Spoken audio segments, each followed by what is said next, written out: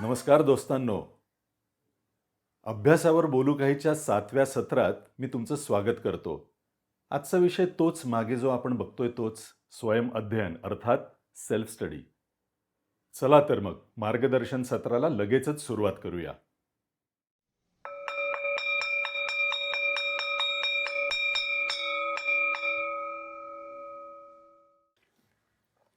विद्यार्थी मित्रांनो, अभ्यासाचे 2 भाग आहेत.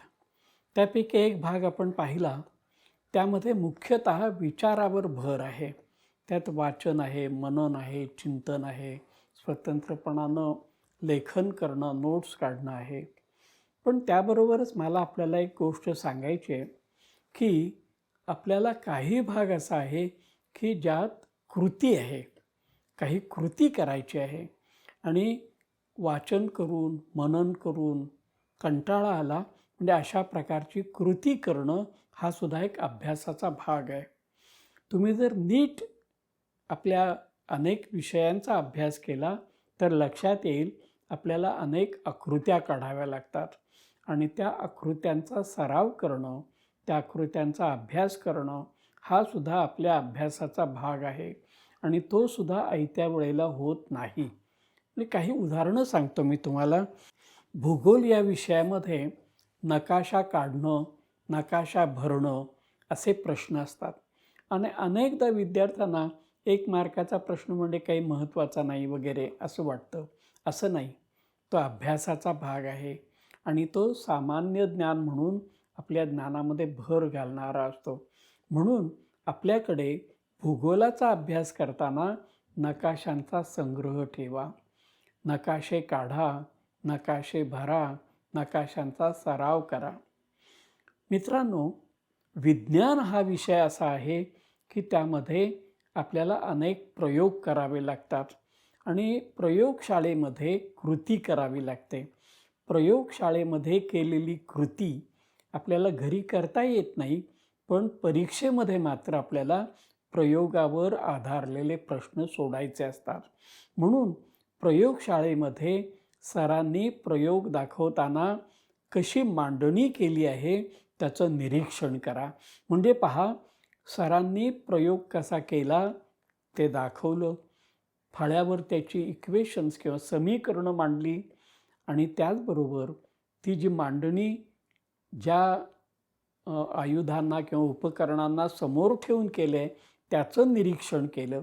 म्हणजे तुमचे डोळे काम करतात, तुमचं मन काम करतं, तुमचे हात काम करतात. त्या प्रयोग आणि विज्ञान यांचा अत्यंत जवळचा संबंध आहे. घरी आल्यानंतर अशा प्रकारच्या प्रयोगांचा अभ्यास करणं हे महत्त्वाचं आहे. त्या प्रयोगामध्ये पहा, आपल्याला नावं द्यावी लागतात, ते बिनचूक असावी लागतात आणि ते आयत्या वेळेला होत नाहीत. त्याचाही सराव करून ठेवावा लागतो. त्याची एक प्रमाणबद्धता असते. ती प्रमाणबद्धता लक्षात ठेवून प्रयोगांची मांडणी करावी लागते. विद्यार्थ्यांनो, असाच एक आवडता विषय आहे, महत्त्वाचा विषय आहे आणि वैचारिकदृष्ट्या तो पायाभूत आहे, तो म्हणजे भूमिती. भूमिती या विषयाचा अभ्यास करताना आपल्याला आकृत्या काढाव्या लागतात आणि त्या आकृत्या विशिष्ट प्रमाणामध्ये असतात. मग ते वर्तुळ असेल, समांतरभुज चौकोन असेल, आयत असेल वगैरे. तर त्याच्यामध्ये असणारी जी गणितं आहेत ती महत्त्वाची आहेत. म्हणजे भूमिती आणि गणित हे 2 विषय हातात हात घालून चालतात. त्याला जोड असते तर्कशास्त्राची. अमुक एक गोष्ट घडली म्हणून अमुक गोष्ट घडली अशी एक सिद्ध करणं, त्याला सिद्धता आपण म्हणतो. दिलेल्या गोष्टी कोणत्या आहेत आणि कोणती गोष्ट सिद्ध करायची आहे, ही तर्कशुद्धता भूमितीमुळे वाढते. भूमिती हा काही पाठांतराचा विषय नाही, तो समजून घेण्याचा विषय आहे, तो आकृत्या काढण्याचा विषय आहे. तेव्हा आकृती डोळ्यासमोर ठेवा, डोळे मिटा आणि त्याखाली असणाऱ्या पायऱ्या, स्टेप्स ह्या लक्षात ठेवा. तोही आपल्या सरावाचा असणारा एक महत्त्वाचा मुद्दा आहे. भूगोल या विषयामध्ये आपल्याला काही मुद्दे, विशेषतः वाऱ्यांचा प्रवास कसा चालतो हे समजून घ्यावं लागतं.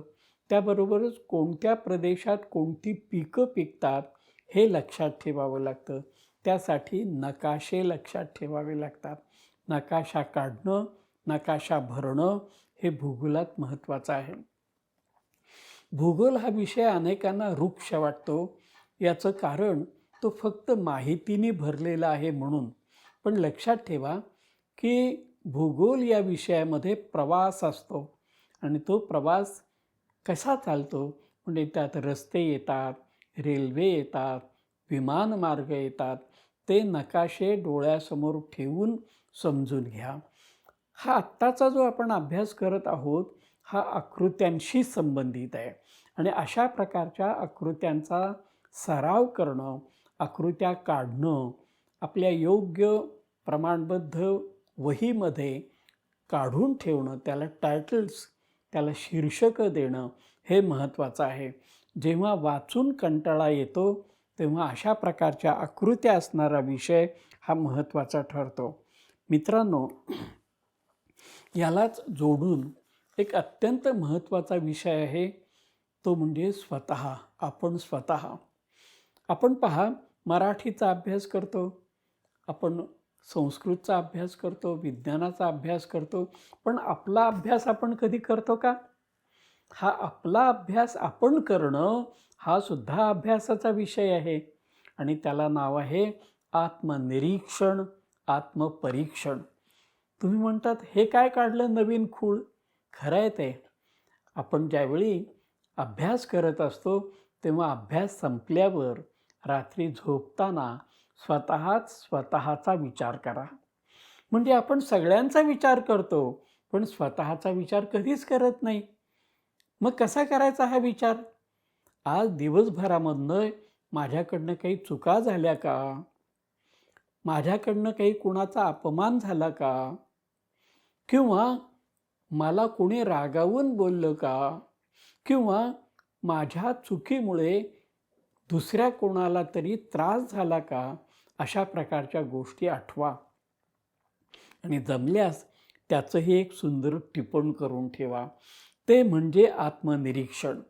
माझ्यामध्ये कोणते दोष आहेत हे मला माहिती असणं आणि माझ्यामध्ये कोणते गुण आहेत हे मला माहिती असणं म्हणजे स्वतःला माहिती करून घेणं. इथे आणखीन एक गोष्ट ठेवा, दुसऱ्यांवर अवलंबून राहणं कमी करा आणि स्वतःच्या गोष्टी करणं वाढवा. तुम्ही आत्मनिर्भर व्हा, स्वतंत्र व्हा, स्वयंभू व्हा. स्वतःची कामं करायला शिका. आपल्यामुळे दुसऱ्यांना त्रास होणार नाही हे पहा आणि आपले दोष कसे कमी होतील, आपले गुण कसे वाढतील हे पहा. त्यासाठी प्रयत्न करा. जर तुमच्या लक्षात आलं माझं अक्षर खराब आहे, रोज आपलं अक्षर चांगलं काढण्यासाठी प्रयत्न करा.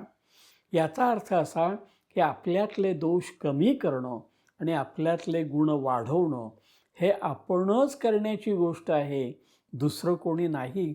आपल्याला कोणीतरी कान पकडून सांगणं हे तुझं चुकतंय, त्याच्या आत आपणच आपल्याला सांगणं हे तुझं चुकतंय, हे मोठेपणाचं लक्षण आहे. मित्रांनो, तुम्हाला खूप मोठं व्हायचं आहे आणि मोठं होणं हे दुसऱ्यांवर अवलंबून नाही, ते स्वतःवरच अवलंबून आहे. स्वतःशी बोला. आपण दुसऱ्यांशी बडबड करत असतो पण स्वतःशी कधी बोलतो का? बोलायला पाहिजे. आपणच स्वतःशी बोलणं म्हणजे आत्मचिंतन करणं, आत्मनिवेदन करणं. जो दुसऱ्यांवर सारखा अवलंबून राहतो तो परावलंबी होतो.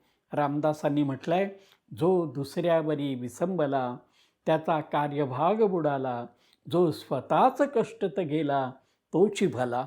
म्हणून स्वतःसाठी कष्ट करणं, स्वतःचा विचार करणं हा मोठेपणाचा खूप महत्त्वाचा मार्ग आहे आणि तो अभ्यास करण्यामध्ये महत्त्वाचा आहे.